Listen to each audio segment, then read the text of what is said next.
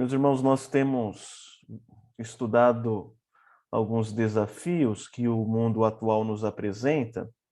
Falamos sobre o conceito de sexualidade, homossexualidade, casamento, meio ambiente.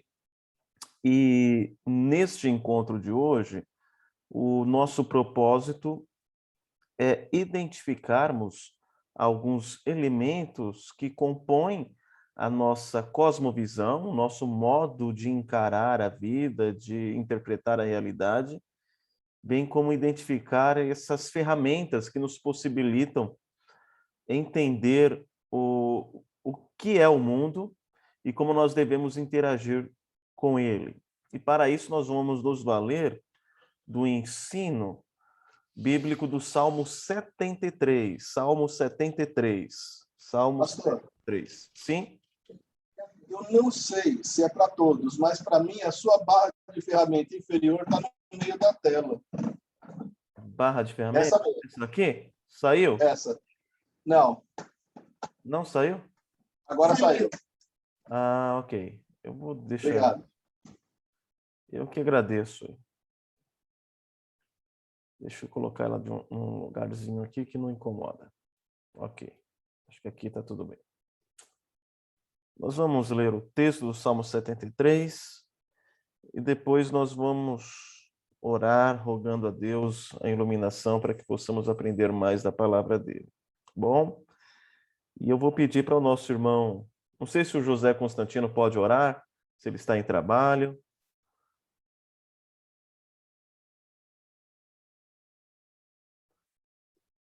Ah, ele está sem fone. Ok, sem problemas.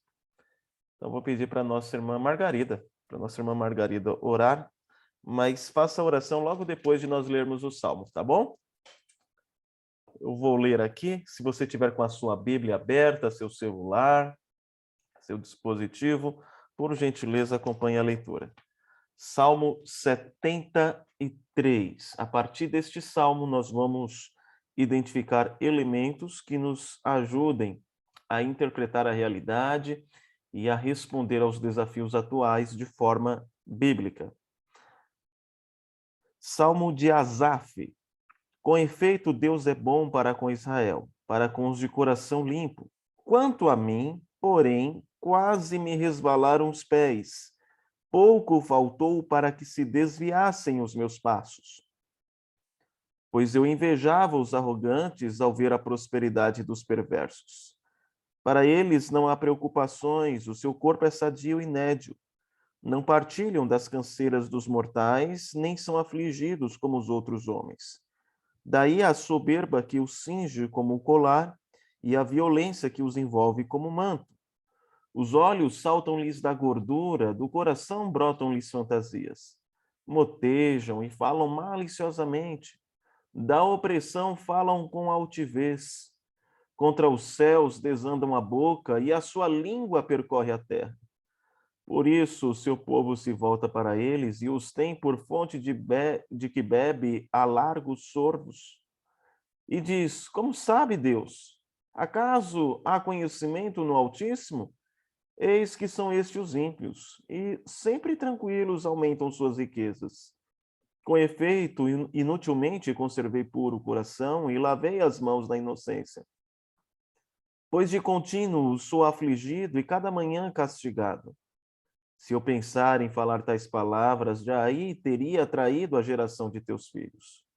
Em só refletir para compreender isso, achei muito pesada a tarefa para mim. Até que entrei no santuário de Deus e atinei com o fim deles. Tu certamente os pões em lugares escorregadios e os fazes cair na destruição. Como ficam de súbito assolados, totalmente aniquilados de terror. Como ao sonho, quando se acorda, assim, ó Senhor, ao despertares, desprezarás a imagem deles. Quando o coração se me amargou e as entranhas se me comoveram, eu estava embrutecido e ignorante, era como irracional a tua presença. Todavia, estou sempre contigo, tu me seguras pela minha mão direita, tu me guias com o teu conselho e depois me recebes na glória. Que mais tenho eu no céu? Não há outro em que eu me compraza na terra. Ainda que a minha carne e o meu coração desfaleçam, Deus é a fortaleza do meu coração e a minha herança para sempre. Os que se afastam de ti, eis que percorrem tudo, eis que perecem. Os que afastam de ti, eis que perecem. Tu destróis todos os que são infiéis para contigo. Quanto a mim, bom é estar junto a Deus. No Senhor Deus ponho o meu refúgio para proclamar todos os seus feitos. Podemos orar agora? Irmã Margarida? Aqui. Tá, abri. Abriu. Então, oremos. Ó Deus, nosso amado Pai Celestial, nós estamos mais uma quarta-feira aqui reunidos, graças à tecnologia, Senhor, e graças a Ti. Muito obrigada, Senhor, por nos protegeres, por nos conservares a vida. Tu nos tens dado mais um dia de vida, com saúde e com paz. Muito obrigada, Senhor. Muito obrigada, Senhor, porque Tu és o nosso Deus, o nosso protetor, quem nós podemos confiar sempre, Senhor. Tu sempre nos orientas, apesar de sermos pecadores, Tu estás sempre ao nosso lado e podemos conversar contigo, Senhor. Graças, Senhor, à reconciliação que foi feito através de Jesus Cristo, o sacrifício dele. Muito obrigada, Senhor. Senhor, nós estamos estudando coisas que nós precisamos, Senhor. E hoje temos mais uma lição que o pastor vai nos dar. Abra os nossos corações, as nossas mentes, que possamos aprender, que possamos meditar nessa lição e usar na nossa vida.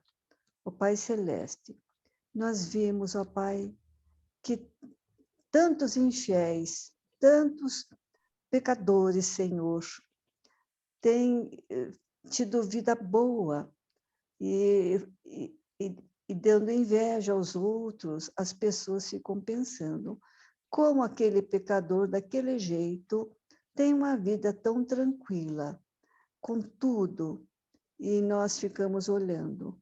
Mas nós temos o maior de todos, nós temos o Senhor, que sempre nos protege e protegerá, e nós teremos um lugar junto de Ti, quando Tu nos chamares. Muito obrigada. Fica com o nosso pastor, que ele possa falar aquilo que Tu tens para nós. Nós te pedimos tudo isso. Nós te agradecemos, nosso Pai, em nome de Jesus Cristo, o nosso Salvador. Amém.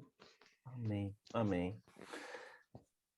Como você já observou, nós temos uma pergunta em tela, uma pergunta simples, objetiva, e eu espero que você responda. O que é a Bíblia para o cristão? O que é a Bíblia para o cristão? Como que você responderia essa pergunta? Imagine que quem esteja fazendo é alguém que não tem o mesmo conhecimento que você tem, não é uma pessoa crente no Senhor Jesus, e ela quer entender qual é a sua relação de cristão com a Bíblia. Então, como você responderia essa pergunta? O que é a Bíblia para o cristão? Tempo.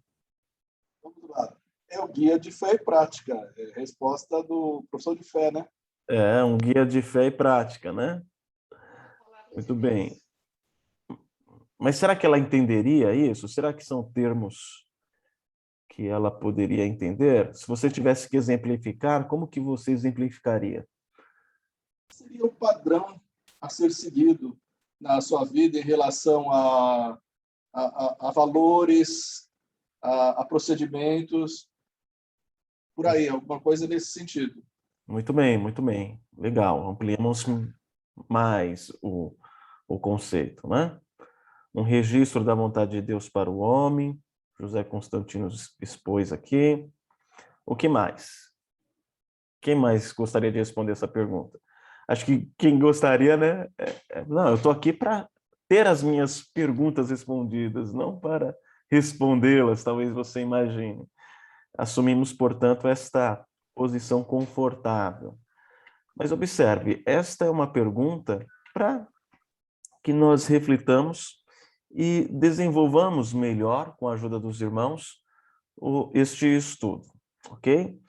Então, veja, nós poderíamos responder, a priori, como sugeriu o nosso irmão Sérgio Bertol, nos valendo da Confissão de Fé de Westminster. Ela diz que a Bíblia é todo o conselho de Deus concernente a todas as coisas necessárias para a glória dele e para a salvação, fé e vida do homem.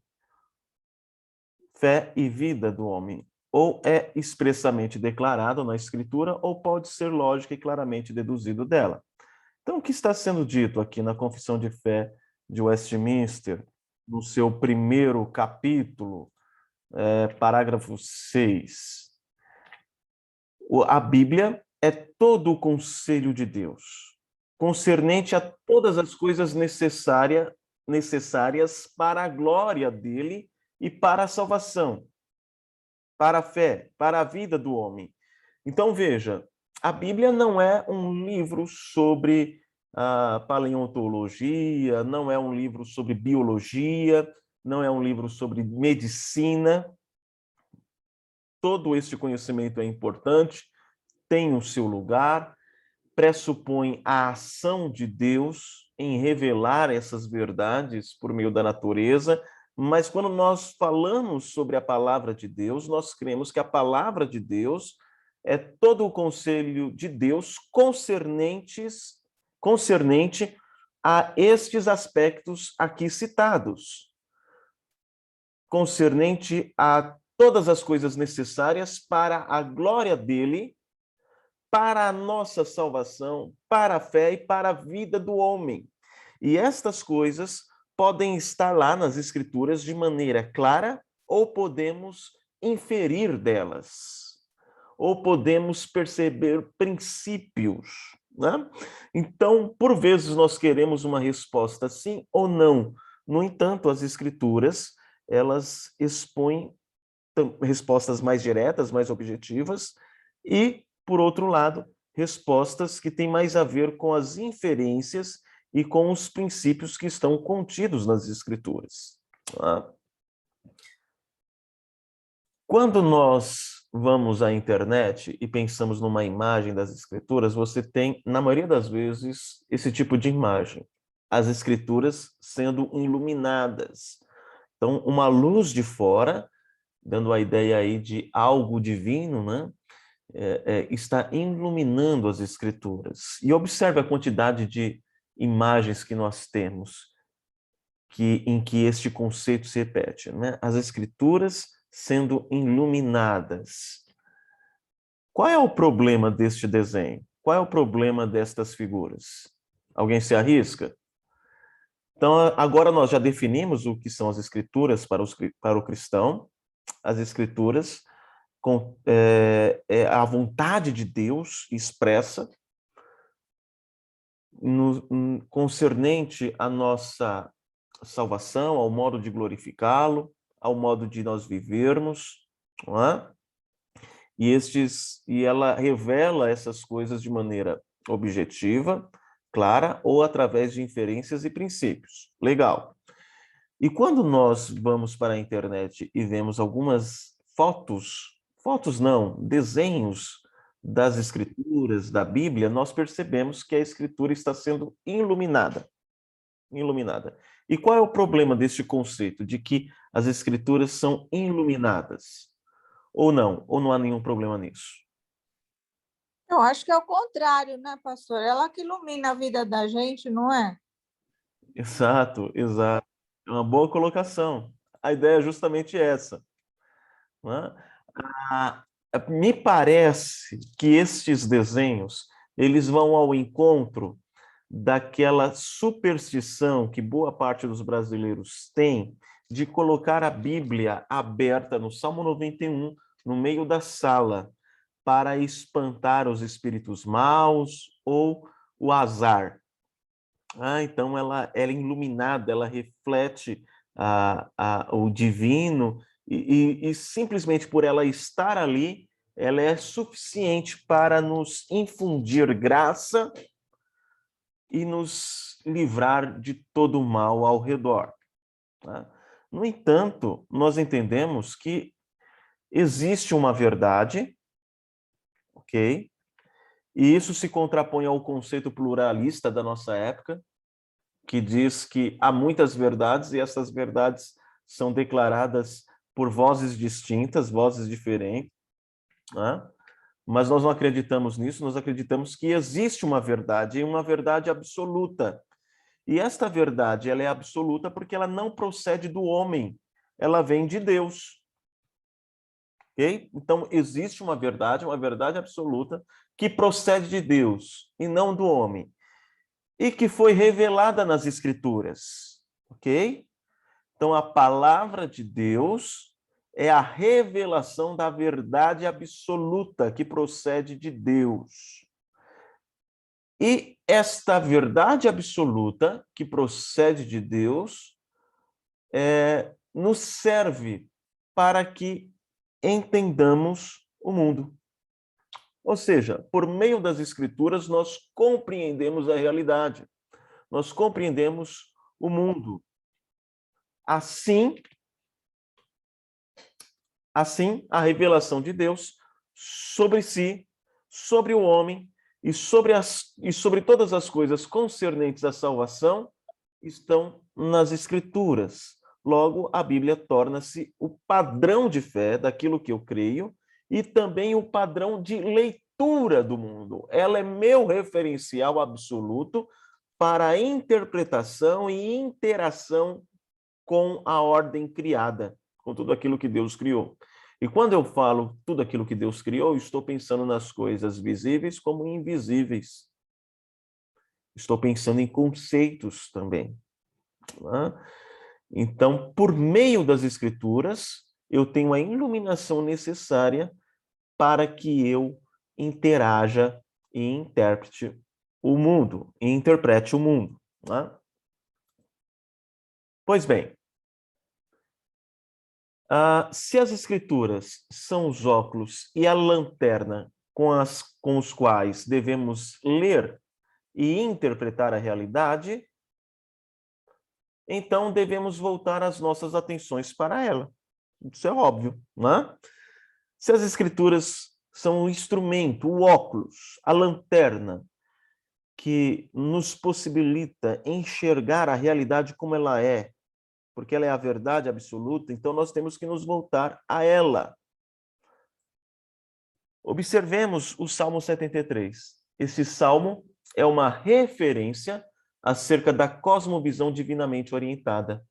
Ele trata de um problema comum a todos nós, a saber, o sofrimento. Então, veja, nós vamos perceber aqui no Salmo 73 elementos que nos fazem enxergar melhor a nossa realidade.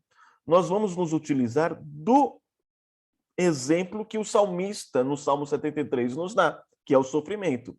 No entanto, este ferramental, estas ferramentas que nós identificarmos, estes elementos necessários para interpretarmos a realidade, servem para toda a outra, para todo outro aspecto ou realidade que o mundo nos apresente. Não é só o sofrimento.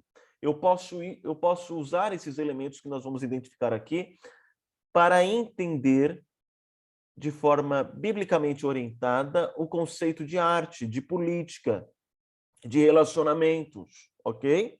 Então, a matéria que nós vamos usar aqui é o sofrimento, mas a ideia é saber quais são as ferramentas que possibilitam, ferramentas bíblicas, né, que estão baseadas no referencial absoluto de verdade, que me ajudam a interpretar o sofrimento. No entanto, estas ferramentas podem ser utilizadas em outros âmbitos da realidade, né? Como eu havia dito, arte, relacionamentos e etc. Então, vamos compreender melhor este salmo, a começar pelo seu autor. Então, se o faremos pelo autor, é importante que perguntemos: quem era Asaf? Quem era Asaf? E a resposta simples a esta pergunta é: Asaf. Opa, passei. Asaf era um levita. Os levitas estavam sempre no centro do acampamento, né? Na época ainda que o povo não tinha se estabilizado na terra. A ideia é que eles eram um referencial, eles demonstravam eles demonstravam o objetivo de Israel, um povo chamado para adorar. Então, por isso que aquela tribo responsável pela adoração a Deus deveria estar no meio, demonstrando ali a centralidade do culto no povo de Deus, né? Então, os levitas estavam sempre no centro do acampamento, eles eram referência, eles representavam a esperança da comunidade de Israel, eles representavam um vínculo de Deus com o seu povo.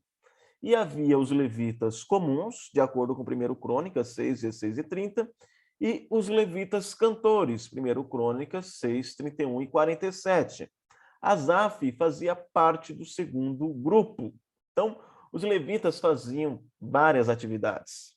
Não era só cantar. Me parece que o mundo gospel tem reduzido a função do levita a esse aspecto de cantar. Não, não era assim. Ele servia como porteiro, ele auxiliava os sacerdotes, eles limpavam o templo e etc. Né? E também tinha este segundo grupo que cantava. Asaf fazia parte deste segundo grupo. Ainda sobre Asaf, considerando que Asaf não só fazia parte do segundo grupo, mas só que ele era um dos encarregados de levar o povo a louvar a Deus na liturgia do templo, agora no período de Davi, considerando aí a sua importância, o seu destaque, é bom considerarmos que Asaf pode nos servir como uma prova de que os melhores homens, os mais justos e os mais responsáveis na obra de Deus estão sujeitos às dúvidas geradas pela experiência da vida e pelos preconceitos que construímos a partir de nosso olhar relativizado sobre o mundo. O que eu estou querendo dizer é que não importa qual a sua função no corpo de Cristo, não importa o dom que você tenha. Talvez você seja um pastor, talvez você seja um presbítero, talvez você tenha trabalhado muitos anos na SAF, você seja reconhecida por exercer uma liderança, mas todos nós estamos sujeitos a interpretarmos a nossa realidade de maneira contrária à palavra de Deus. Todos nós estamos sujeitos a termos momentos de oscilação em termos de fé. Ok? Um exemplo disso é o próprio Asaf. Asaf. Eis aqui um exemplo de alguém que oscila na fé. Eis o exemplo de alguém que tem uma responsabilidade muito grande diante do povo de Deus, mas que assume que por algum momento quase seus pés se resvalaram, quase que ele se desviou. Até aqui nós estamos levantando alguns elementos gerais, alguns princípios gerais, para que então entremos no Salmo e identifiquemos aqueles elementos que vão nos servir para interpretar a realidade. Nos aproximando mais dessa ideia, é importante nós notarmos a existência de duas esferas. Na busca por interpretarmos corretamente a realidade, devemos confrontar duas esferas que compõem a realidade. Quais são essas duas esferas? A primeira é universais ou absolutos. A segunda é particulares ou contingentes. Vamos entender isso, ok? Deixa eu ver aqui algum objeto aqui que você que eu possa me utilizar? Ah, vou usar um que eu já usei em outro momento. Vocês estão vendo isso daqui, não estão? Está um pouco desfocado? Vou deixar aqui na minha frente. Isso daqui é uma... Caneta Bic. Isso aqui é uma caneta, ok? Ah, quando você diz que ela é caneta, por que que você diz isso? Baseada no quê? No que nós podemos nos basear para afirmar que esse objeto é de fato uma caneta? A forma. Conhecimento prévio. Nossa experiência. A forma, a nossa experiência, mas quais os elementos presentes nesta caneta que afirmam que ela é caneta e não uma outra coisa qualquer? Não é um grampeador, por exemplo. É a tampinha. A É o forma. formato dela. Olha lá, tá, vamos lá. A tampinha. Tirei a tampinha, ela deixou de ser caneta? Não, continuou. Só que sem tampa. É. A Sandra ia dizer alguma coisa, Sandra? Não, eu tinha falado a forma, o A formato. forma dela, né? E ela, se eu riscar aqui na minha mão, ela escreve. Isso é essencial a ela, né? Ela escreve, ok? Isso é essencial a ela. O formato dela, sim, né? O modo aqui que eu pego. Agora perceba que cor que ela é. Dá para perceber de que cor que ela é? Branca. Branca Ela e é azul. branca e aqui essa tampinha aqui indica que ela é azul. Ok? Veja, quando eu digo que isso daqui é uma caneta, eu me baseio naquilo que é essencial a ela, naquilo que é universal e absoluto. Ela escreve, ela tem um formato da maioria das canetas, e aquilo que é particular e contingente, veja, ela está pintadinha de azul aqui. Se ela tivesse pintadinho de vermelho, deixaria de ser caneta? Não, porque isso é Não. particular, isso é contingente. Ok? Então, eu tenho, na verdade, duas canetas. O fato de uma ser azul e a outra vermelha, isso é uma questão particular, isso é uma questão de contingência. Né? Por exemplo, cachorro. Se você imaginar a imagem de um cachorro, você vai identificar aquilo que é essencial no cachorro. Né? O tamanho dele, a cor dele, o aspecto dele, isso é contingência, isso é particular. Mas o que é essencial é ele late, ele tem características próprias, né, que o define como cachorro, e isso é absoluto. Independentemente da cor dele, independentemente do tamanho dele, independentemente da raça dele. Ok? Então, quando eu falo de universais, ou absoluto, e particulares ou contingentes, eu estou falando dessas duas esferas. Uma é o que é. A outra tem as suas particularidades, tem a sua contingência, mas não deixa de o ser. Isso vai ficar mais claro à frente. Ok. Talvez com esta afirmação do versículo 1, você consiga aplicar este exemplo simplório que eu dei de maneira mais filosófica. Observemos. Versículo 1 do Salmo 73 diz: com efeito, Deus é bom para com Israel. Pergunta: esta afirmação, o fato de dizer que Deus é bom, isso é uma particularidade ou isso tem a ver com a essência de Deus? Ele é bom, mas ele pode deixar de o ser. O que é? Essência. Hã?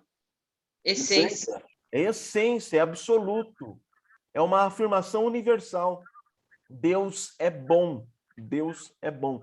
E é importante notar que no hebraico, a ordem das palavras mostra se é contingente ou se é absoluto. Como ela está aqui, nos mostra que Deus, a bondade aqui é algo absoluto, é algo que faz parte da natureza e da essência de Deus. Não é um Deus bom que pode deixar de o ser. Não, ele é em essência, em absoluto, bom. O salmista apresenta seu conhecimento absoluto acerca de quem Deus é. Provavelmente esse conhecimento é fruto de suas próprias experiências, mas principalmente do fato que Deus havia se revelado a Israel como o Deus bom. Tudo bem que está em Esdras, capítulo 3, versículo 11, né?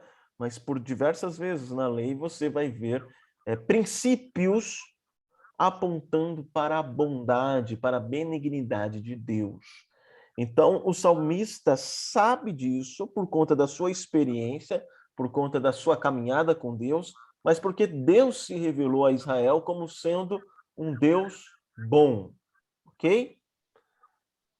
Então, a conclusão de que Deus é bom não é apenas experimental, mas revelacional. Em outras palavras, a certeza de que Deus é bom não está somente na minha experiência subjetiva, mas acima dela, ou seja, Deus é essencialmente bom, ainda que as circunstâncias, contingências me passem uma impressão contrária. Já passou por isso? Deus é bom. Mas quando você avalia a realidade a partir de uma contingência, de uma particularidade, de uma situação que você está vivendo, você duvida disso. Só que a particularidade não muda o que é absoluto. Né? Talvez em algum momento da sua vida você diga assim, será que ele é mesmo? Será que ele é bom? Porque eu estou sofrendo por conta disso, daquilo outro, dessa e daquela outra circunstância. Mas o ponto aqui é que a circunstância que você está vivendo, a particularidade, a contingência, não muda o absoluto que Deus é. E, por vezes, nós queremos definir as coisas a partir das particularidades, da contingência, da nossa experiência, e não do que é de fato. Caminhemos. Eu espero que... Eu não estou perguntando agora se você está entendendo, porque talvez ainda esteja um pouco nublado, mas eu espero que as coisas caminhem de forma a esclarecer melhor o que eu estou querendo dizer. Lá no final eu vou perguntar para você se você entendeu, tá bom? No versículo 2 ao 3, nós lemos: quanto a mim, olha que inteligente, olha que interessante. Deus é bom, um absoluto. Quanto a mim, esta expressão, quanto a mim, tem a ver com particularmente, ok? Existe um absoluto, Deus é bom. Mas quanto a mim, quase me resvalaram os pés. Pouco faltou para que se desviassem os meus passos. Em um período da minha vida, em uma contingência, em uma particularidade da minha vida, eu duvidei desse absoluto. Eu duvidei da essência de Deus. Por quê? Versículo 3, ele explica. Porque eu invejava os arrogantes ao ver a prosperidade dos perversos. Absoluto. Deus é bom para com os de coração limpo. Legal. Minha realidade, minha experiência, será que de fato ele é bom? Se ele é bom, por que os ímpios prosperam e o justo sofre? Estão entendendo aqui o confronto das duas esferas? E este confronto das duas esferas, obviamente, ocorre conosco, na nossa mente, no nosso coração. Até aqui, irmãos, estão entendendo? Estão percebendo? Eu estou afirmando o absoluto, mas a minha experiência coloca em dúvida o absoluto. A questão é, por que eu estou vivendo isso? O absoluto deixou de sê-lo? Então, observe. Opa, tá mudando muito rápido aqui. Asaf, no verso 2, usa uma expressão de subjetividade quanto a mim. Ele vê a realidade a partir de sua visão particular, não do que Deus é. As circunstâncias estão ao redor de si e ele não percebe a verdade absoluta. A realidade que ele vê é construída pela sua própria mente, pelas suas sensações. Ele está sofrendo, ele vai relatar isso mais à frente. O problema é que, em razão do pecado, podemos ser levados a uma compreensão da realidade longe da verdade revelada. Né? Nós não podemos confiar nas nossas interpretações particulares.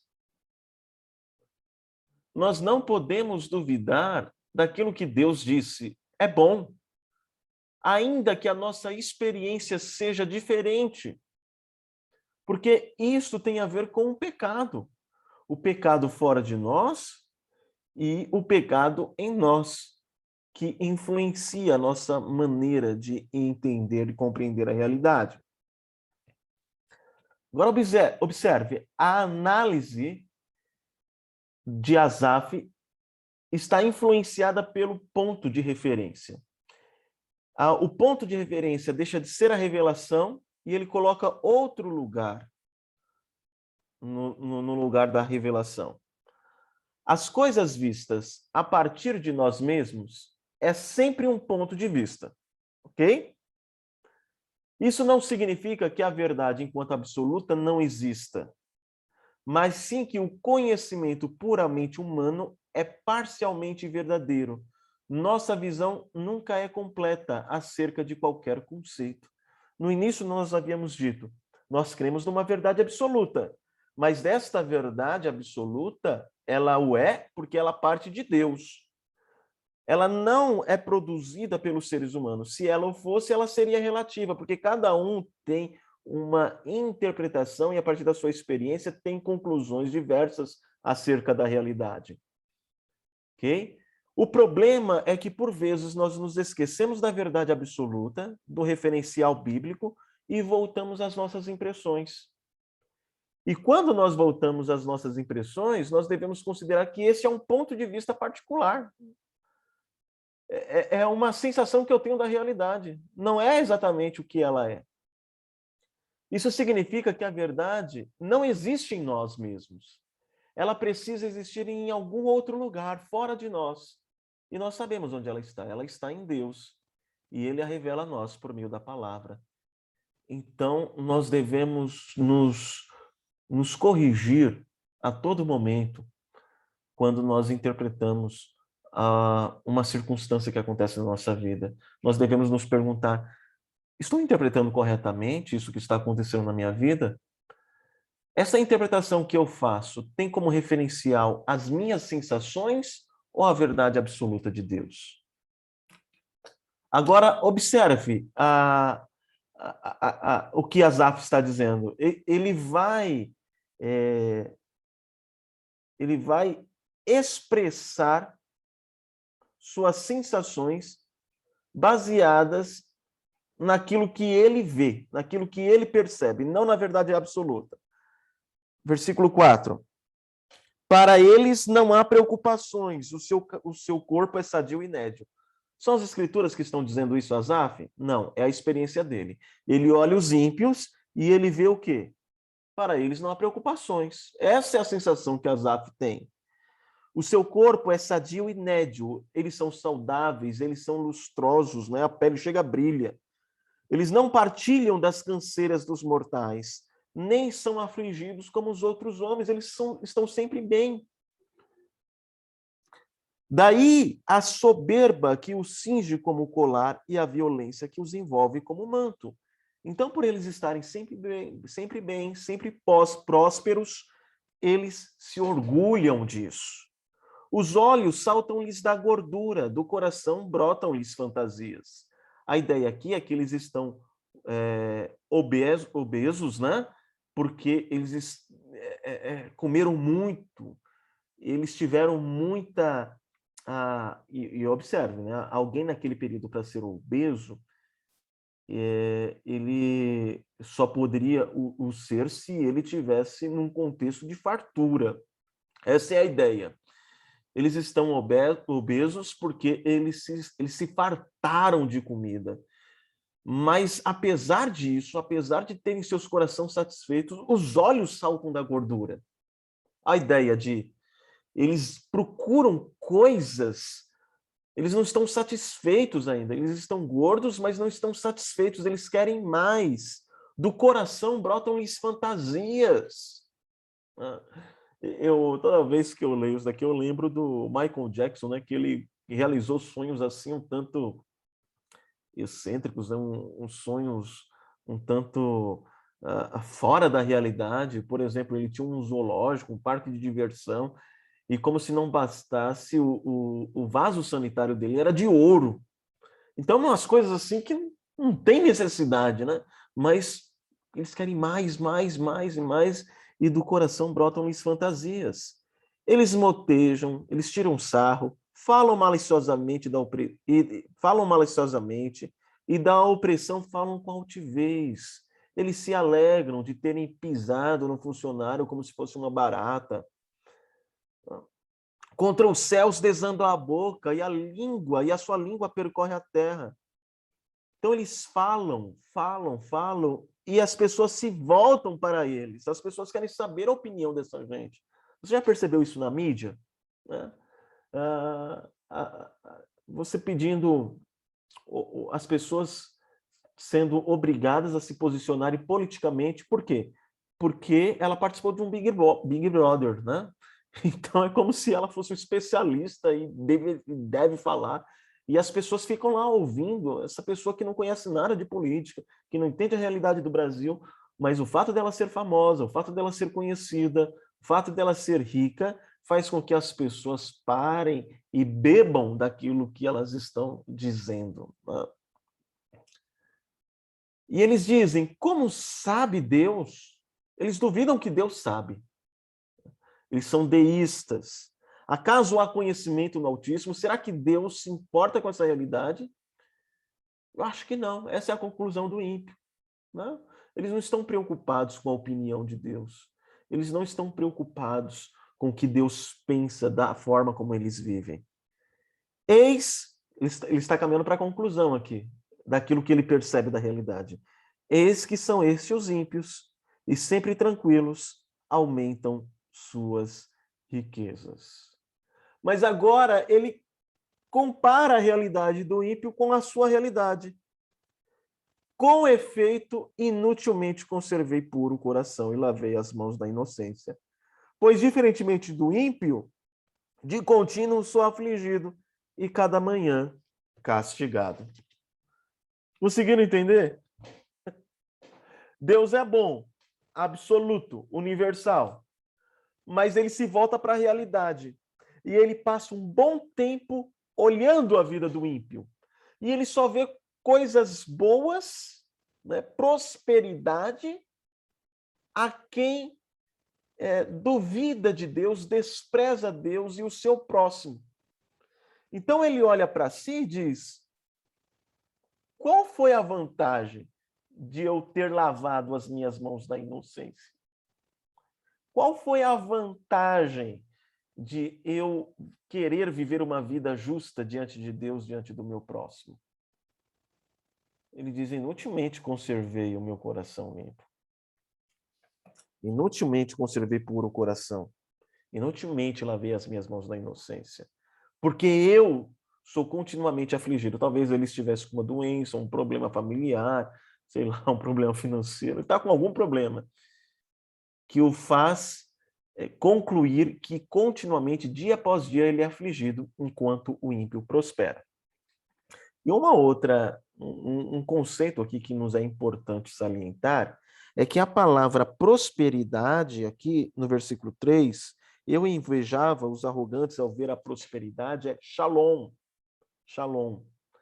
E shalom, na Bíblia, é mais do que paz. Shalom é um estado de equilíbrio, é um estado de paz, é um estado em que as coisas caminham bem e alinhadas umas às outras. É um estado que Deus prometeu aos seus filhos. E o que ele está dizendo é, esta shalom, este equilíbrio, esta paz, este alinhamento de todas as áreas da vida, caminhando de uma forma equilibrada, sem nenhum problema. Esse estado de vida você deu a outro e não aos seus filhos. É como se Deus tivesse sido acusado aqui por Asaf de ser injusto. Esta paz que você prometeu a Israel, você deu ao ímpio. Então, esta é a avaliação que Asaf faz da realidade. Interessante isso, né? Não sei se você já fez algo parecido. Começou a avaliar a sua vida a partir das suas sensações, da sua perspectiva, e começou a perceber, olha, eu acho que o ímpio, ele está vivendo melhor do que eu. A paz que Deus prometeu a mim foi dada a outro. No versículo 13, como nós lemos, ele faz uma conclusão da subjetivação. Com efeito, inutilmente conservei puro o coração e lavei as mãos da inocência. O salmista conclui, levado pelas sensações, pela percepção, pela contingência, desconsiderando o princípio absoluto, que não é situacional, mas revelacional, né? Ele desconsidera o absoluto revelacional e, baseado na sua situação, ele diz, olha, inutilmente conservei puro o coração e lavei as mãos da inocência. E no versículo 14 ele diz, o porquê? Pois de contínuo sou afligido e cada manhã castigado, enquanto o ímpio prospera. Agora no versículo 15 nós lemos, se eu pensar em falar tais palavras, já aí teria traído a geração de teus filhos. Esquisito isso, né?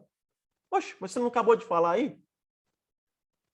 O ponto aqui, meus irmãos, é que ele escreve depois de ter resolvido estas questões internas. O que ele está dizendo é que ele pensou, mas ele não expressou. Ele não contou isso para a congregação de Israel. A ideia aqui é que, por vezes, nós vamos ter dúvidas. Nós vamos oscilar na fé. E isso é pecado, sim. Isso é pecado e isso também mostra o quão nós somos sujeitos à queda. Né? Mas nós poderíamos cometer um segundo pecado se nós, além de pensarmos, proclamarmos isso. Né? Mas Asaf não faz isso. Asaf absorve este conflito. Ele não proclama, ele parece ter uma preocupação com a fé do outro. Então, se ele está oscilando, ele vai ter que lidar com esta oscilação com Deus. Mas ele não vai tentar imprimir as suas impressões na mente do outro. Asaf começa a relacionar sua experiência sensorial com sua experiência racional. A possibilidade da experiência sensorial, transitória ou contingente choca-se com a certeza da fé. Deus é bom. Se não houver transformação da mente, não há viver prático, correto. Se ele tivesse apostatado dessa verdade revelada, tornar-se-ia traidor de uma causa inteira. Seria como um líder de um modo de viver afastado de Deus e da revelação. Então, ele não assume a liderança e diz, gente, eu cheguei à conclusão que, de fato, Deus não é justo, de que nós vivemos inutilmente buscando a justiça. Ele não diz isso. Ele não se torna um líder de um movimento apóstata. Você começa a identificar pessoas que passaram por um momento difícil na vida e lidaram mal com isso e começaram a pregar uma nova perspectiva baseada nas percepções dele, mentirosa, e arrebanhando muitos da fé para a visão apóstata particular deste indivíduo. Né? Eu cito aqui o Ricardo Gondim. Ricardo Gondim, até então, era um pastor conhecido, um referencial, muitos o tinham como ortodoxo, até que ele vai para a Índia, vai para a Indonésia, principalmente naquele período que houve a tsunami, a destruição total de boa parte das pessoas que viviam ali no litoral destes países. E naquele cenário de ruína e de miséria, ele chega à seguinte conclusão: Deus não é soberano, não é poderoso. Se ele o é, ele se esvaziou destes atributos e deixou o mundo caminhar por si mesmo e a partir das decisões humanas. Deus, por ter se esvaziado de seus atributos, ele não viu, ele não sabia que isso iria acontecer. Então, veja, ele teve uma dificuldade de lidar com a realidade que Deus é bom e soberano. E se ele é bom e soberano, como que ele permite que essas coisas terríveis aconteçam? Então, como ele não quis abrir mão da sua perspectiva, ele criou para si um outro conceito, que, na verdade, outros já diziam, né, que tem a ver com o teísmo aberto. Né? Então, ele abraçou o teísmo aberto e arrebanhou várias outras pessoas dizendo que Deus não é soberano e bom. Ele é bom, se esvaziou de sua soberania, de sua onipotência e deixou o destino do mundo nas mãos dos homens. Então, observe, o que o Gondim fez é diferente de Asaf. Ele não pensou apenas, ele proclamou e se tornou um líder desta visão apóstata. Versículo 16. Em só refletir para compreender isso, achei muito pesada a tarefa para mim. Então, é muito difícil para ele. Ele não proclamou, mas o peso deste pensamento, deste conflito, está aqui, está na mente. O salmista tentou compreender, mas achou a tarefa muito difícil. E a dificuldade dele estava no modelo analítico. O salmista partiu de um raciocínio errado. Ele partiu de sua percepção e não de uma tese absoluta. Nossos sentidos frequentemente nos enganam, porque o coração é corrupto, enganoso é o coração, né? Já dizia Jeremias. Então, o que torna a tarefa difícil é o modelo analítico assumido pelo salmista. E este modelo o tem como único referencial. Ele está baseando tão somente na sua experiência, nas suas sensações. Versículo 17. Aqui coloca um fim no problema anterior. Até que entrei no santuário de Deus e atinei com o fim deles. Até que. Esta é a expressão mais relevante do Salmo. É o ponto de transformação da mente. Aqui ocorre uma mudança de referência ou de referencial, ainda que a realidade e observador continuam o mesmo.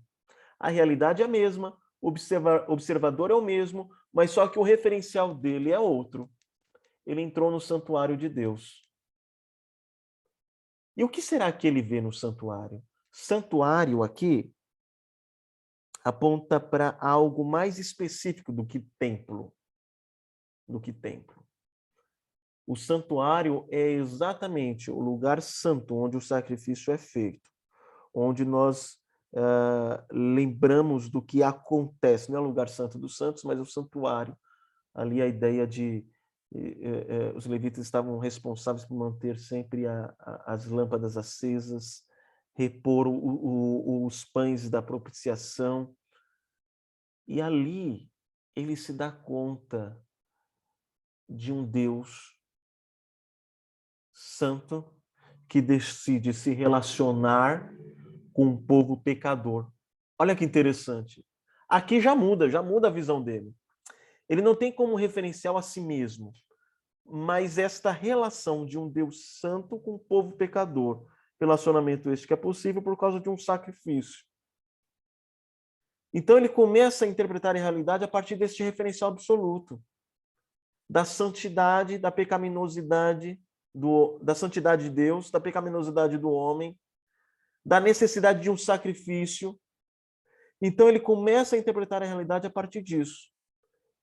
E quando ele muda o referencial deixa de ser ele e começa a ser isto que ele vê no santuário, ele começa a ter uma visão totalmente diferente da realidade. Ele começa a chegar a outras conclusões.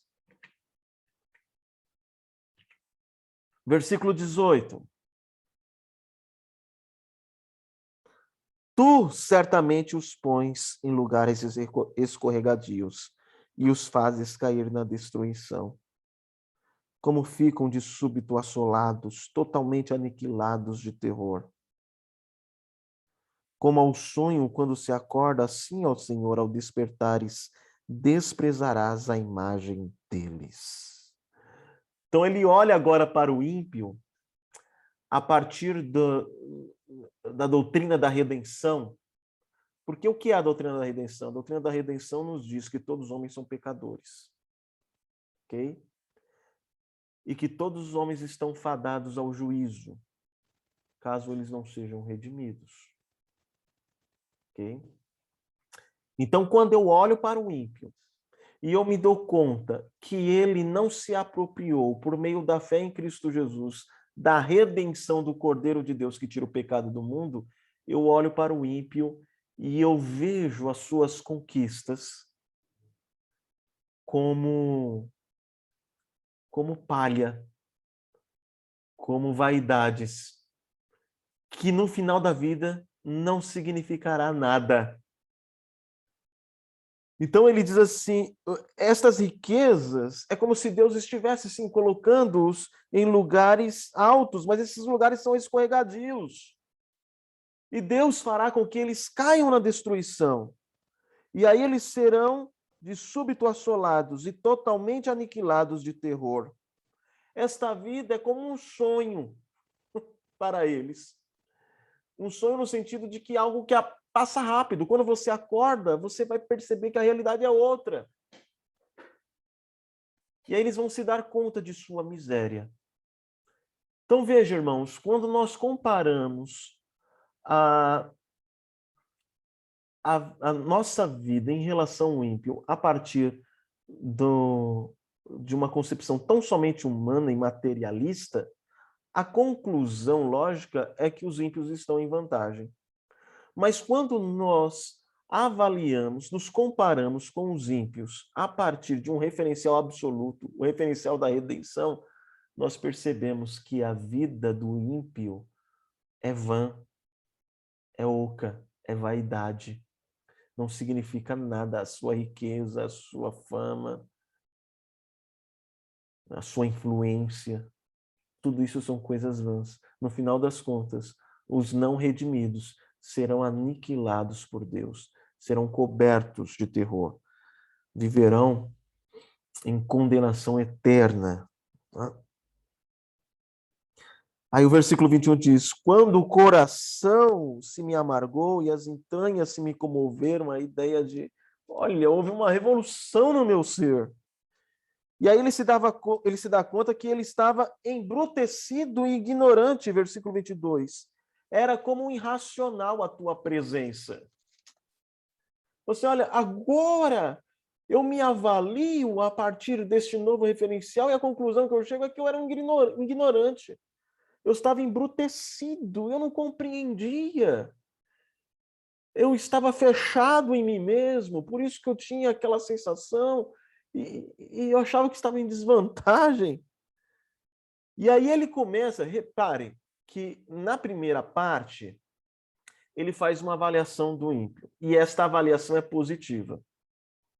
Aí ele faz uma avaliação de si mesmo, e a avaliação de si mesmo é negativa. Aí ele muda o referencial quando ele entra no santuário. Aí ele começa a fazer uma avaliação do ímpio. E agora a avaliação que ele faz do ímpio é negativa. Eles serão aniquilados. Eles serão cobertos de terror. Agora ele faz uma avaliação de si mesmo. E esta avaliação é positiva. Todavia, estou sempre contigo. Tu me seguras pela minha mão direita. tu me guias com o teu conselho e depois me recebes na glória. Alguns estudiosos até fazem uma relação do versículo 23 com o 2, porque no 2 ele diz assim, quase me resvalaram os pés. E no 23 ele diz, estou sempre contigo, tu me seguras pela minha mão direita. Eis a causa de eu não ter caído. Porque até mesmo quando eu não percebo, né, no momento eu sou levado pela minha experiência, pela situação que eu estou vivendo, eu não percebo, mas Deus está segurando a minha mão direita. Este é o motivo pelo qual eu não caio. Quanto aos ímpios, eles são colocados em lugares escorregadios e serão destruídos. Eu não caio, porque o Senhor segura a minha mão direita. E a ideia aqui de não cair é, eu não entro em desespero, ainda que eu passe por oscilações, ainda que eu me sinta que quase vou resvalar, mas eu não caio. Não existe aquela queda total porque Deus me segura, porque Deus me segura. Eu tropico, sabe? Eu tropeço, mas eu não caio e fico prostrado porque Deus é que segura a minha mão direita. Os ímpios serão destruídos, serão condenados. Agora, quanto a mim, todavia, estou sempre contigo. Tu me seguras pela minha mão direita. Versículo 24.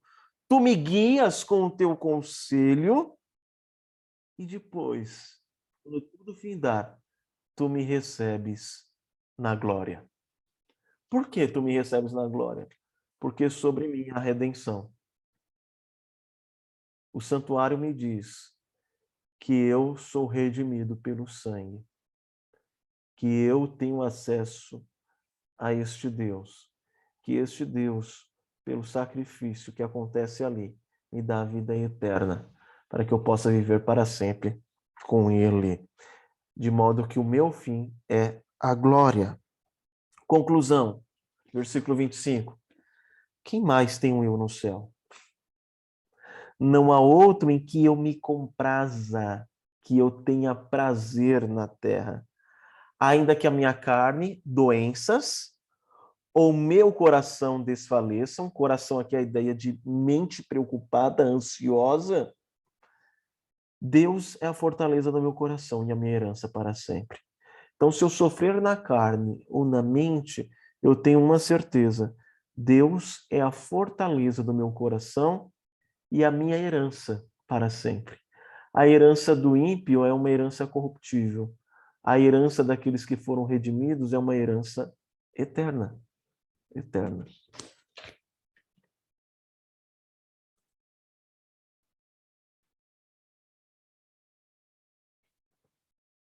Conclusão, os que se afastam de ti, versículo 27, eis que perecem, tu destróis todos que são infiéis para contigo. Quanto a mim, versículo 28, olha lá, mais uma vez a expressão de subjetivação, né? Quanto a mim, agora ele demonstra, diferentemente das situações anteriores, a visão correta. Agora, quanto a mim, a partir do referencial correto, do modelo analítico correto, que é Deus, que são os absolutos, e não as contingências, bom é estar junto a Deus. No Senhor Deus ponho o meu refúgio para proclamar todos os seus feitos. Ok? Então, não é errado você dizer quanto a mim. O erro de Asaf não é a expressão quanto a mim.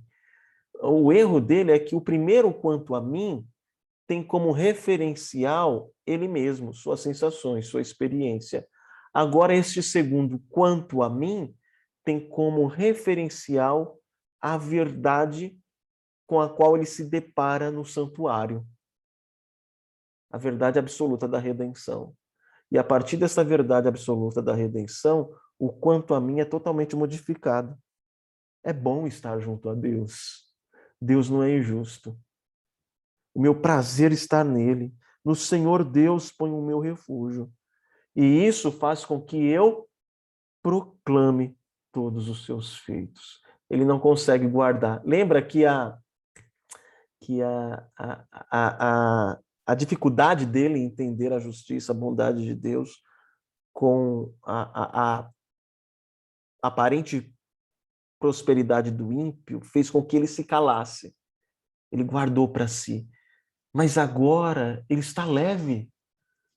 A partir do absoluto, ele chegou à conclusão de que, de fato, Deus é bom. Então agora ele vai proclamar para Israel que Deus é bom. Agora ele vai proclamar os seus feitos ao Senhor, do Senhor ao povo. Quanto a mim, agora ele demonstra, diferentemente das situações anteriores, a visão correta. A revelação objetiva de Deus estabelece o padrão ético do ser humano. Né? Porque Deus é, eu proclamo.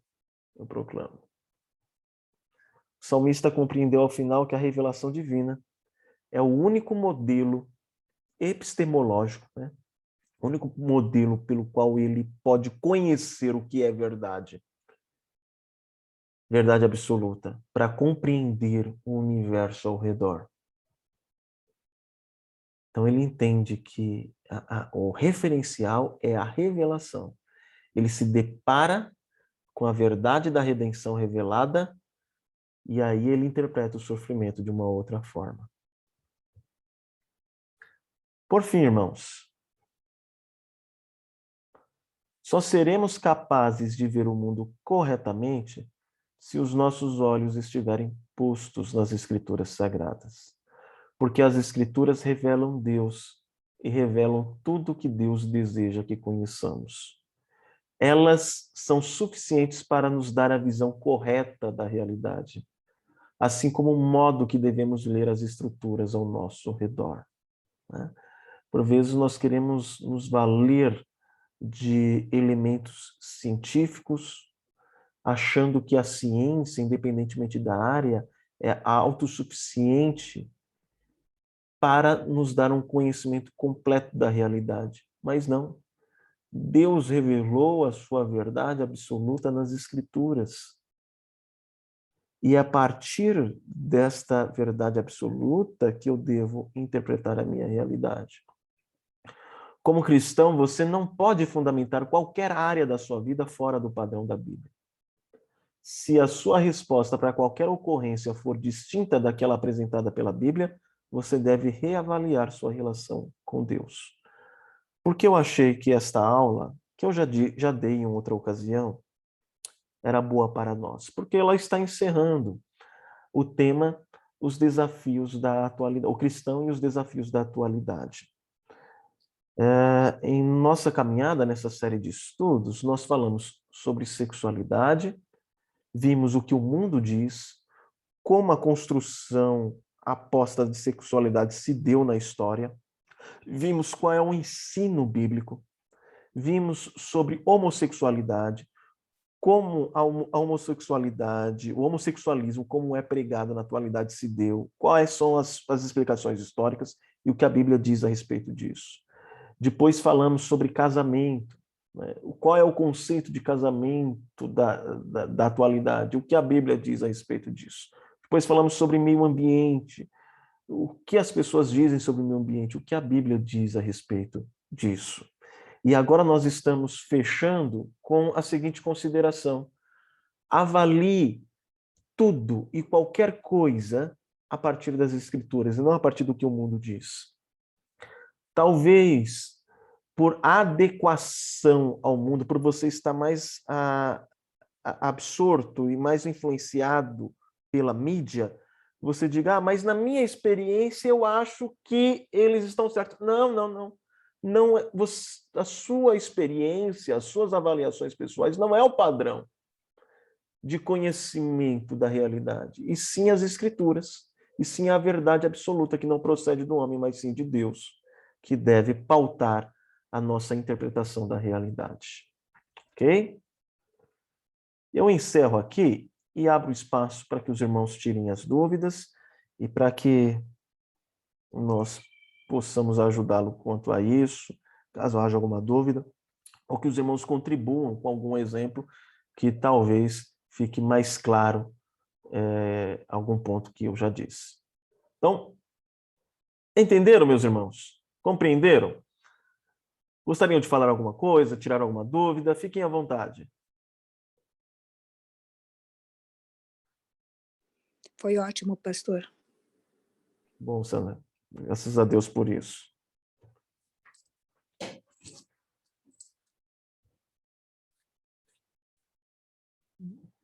Daniel, ligou a câmera, vai. Tá uma casa diferente aí, não tá não, Daniel? Ou é impressão minha? Tá o quê? Você está numa casa diferente ou tá na sua mesma? Não, tô na mesa da cozinha aqui. Ah, sim. Legal.